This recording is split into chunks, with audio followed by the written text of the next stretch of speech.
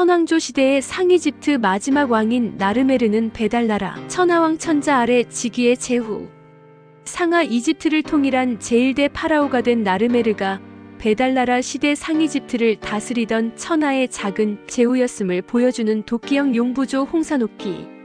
이집트 신들이 우자 모양의 앙크와 화살 모양의 지팡이와 여러 형상의 모자형 관을 쓴 차림으로 한 것은 상고대 한국의 한 베달나라의 제후였음을 나타낸다고 유튜브 방송으로 공개한 사실이 있는데, 이번에는 이집트 태양신 라의 아들이 되는 파라오로서 제1대 나르메르가 원래는 베달나라의 천하 제후였음을 보여주는 옥기를 중심으로 살펴보기로 한다.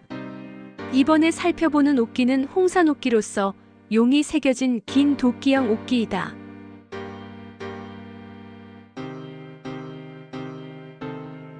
이 도끼형 홍산옥기에 새겨진 인물은 상이집트와 하이집트를 통일하여 선왕조 시대를 마감하고 고왕조 시대를 연 제1대 파라오인 나르메르 일명 메네스이다.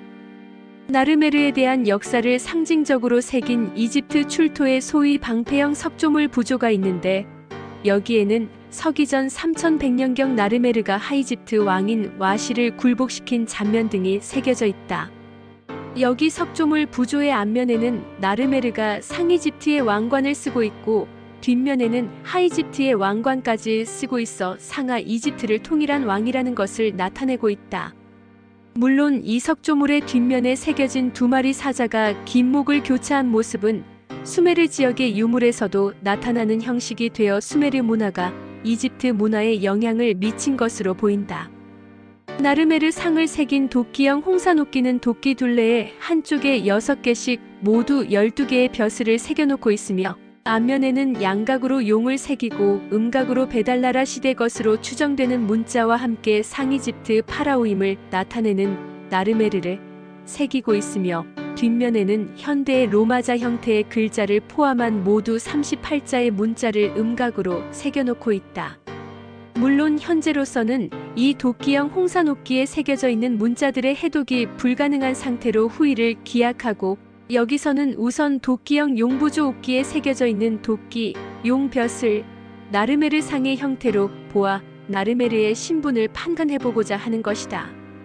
한 베달 조선 시대에 제천권을 지니는 임금은 천상의 임금인 천재, 천왕, 천군이다. 반면에 천하의 임금인 제후는 제천권이 없으며 단지명을 받아 천재를 지내게 된다.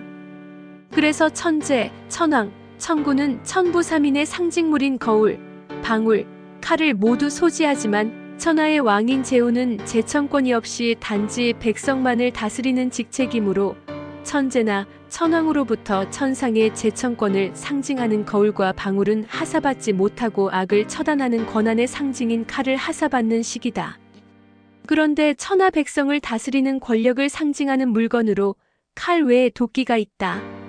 간단히 말하면 칼은 천하왕의 권력 또는 왕권을 가리키는 군사권을 상징하고, 도끼는 왕 아래의 제후에 해당하는 권한을 상징하게 된다. 쉽게 예를 든다면 천하왕인 주나라 천자는 칼을, 주나라의 제후에 해당하는 월나라의 왕은 도끼를 소지한다는 식이다. 역사적으로도 춘추전국 시대의 오나라나 월나라의 부월에 관한 이야기가 전하기도 한다. 한편 베달 조선의 천상국을 예를 든다면 천군은 거울, 방울, 칼의 천부삼인 전부를 하사받고, 제천권이 없는 천상의 제후인 천공, 천후, 천백, 천자, 천남은 칼을 하사받고, 그 아래 천하의 제후인 공후, 백자, 남은 도끼를 하사받는 식이다. 천자 등을 천하왕이라 한다. 왜냐하면 천공, 천후, 천백, 천자, 천남 등이 지방의 왕으로 봉해지면 천하왕이 되는 것이기 때문이다. 이에 반하여 그냥 공후, 백자, 남은 천하왕 즉 천자 등이 자체적으로 봉하는 제후에 해당한다고 이해하면 되는 것이다. 의상으로 천하왕인 천자는 칼을, 제후는 도끼를 그 권력의 상징으로 하는 것이 된다. 그리하여 나르메르를 새긴 용부조 도끼형 홍산옥기는 나르메르가 천하왕인 천자격의 왕은 아니지만 천자 아래의 직위에 해당하는 즉 왕에 가까운 지방의 권력자인 제후임을 상징하게 된다. 다른 예를 든다면 단군 조선 시대에 지금의 춘천 중도의 봉해진 우수국의 수장은 처음에는 도끼를 하사받아 읍차격에 해당하는 작은 제후가 되고 나중에 공을 세워 비파형 동검인 칼을 하사받아 정식 제후인 왕, 성주나 6살 이상의 한으로 인정받는 시기다.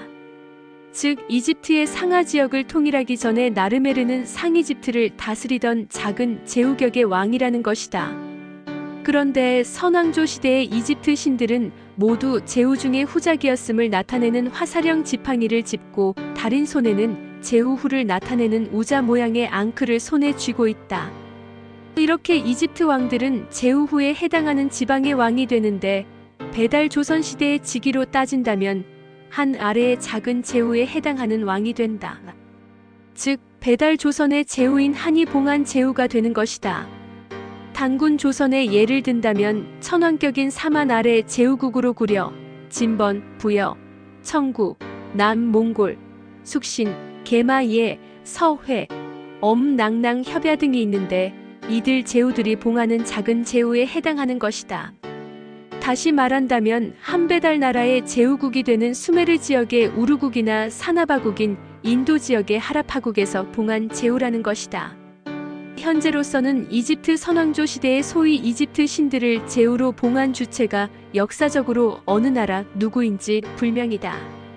즉 최초의 이집트 왕인 소위 태양신 라를 제후로 봉한 주체가 누구냐 하는 것이다. 경우에 따라서는 봉해진 제후가 아니라 자칭 제후일 가능성도 있다. 즉 한 배달 지역에서 서방으로 이주하여 이집트까지 이르러 제후를 자칭하였을 가능성도 있는 것이다.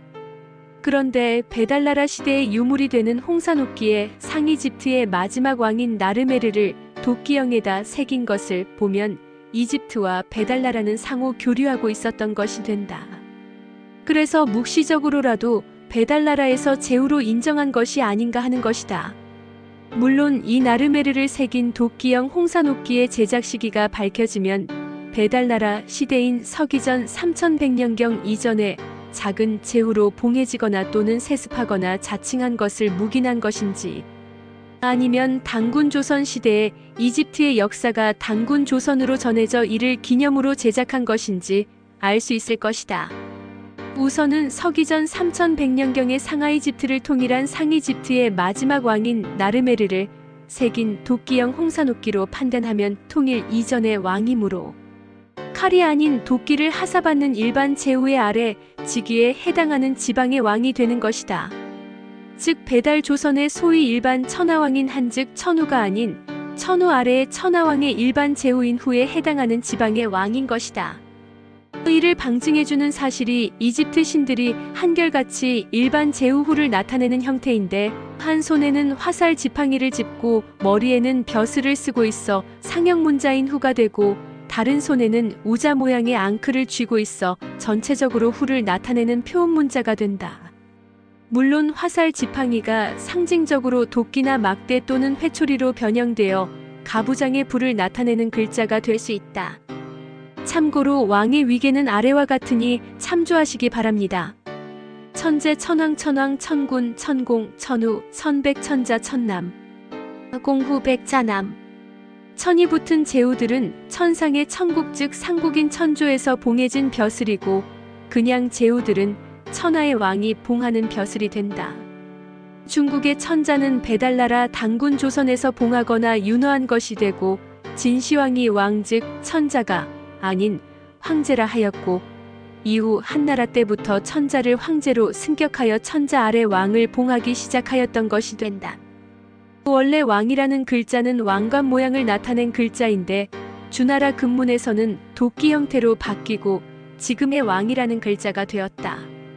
배달나라의 작은 임금인 단군은 천군으로서 천우들의 위이며 단군 조선 시대의 단군은 사만을 거느려 천왕이 되는 것이며 사만은 천왕의 비왕으로서 천왕격에 해당하고 그 아래 일반 한들이 천우가 되며 그 중에 천자가 있는 것이다. 그래서 고대 중국의 천자는 천군 저 아래 자작이라는 벼슬이 된다.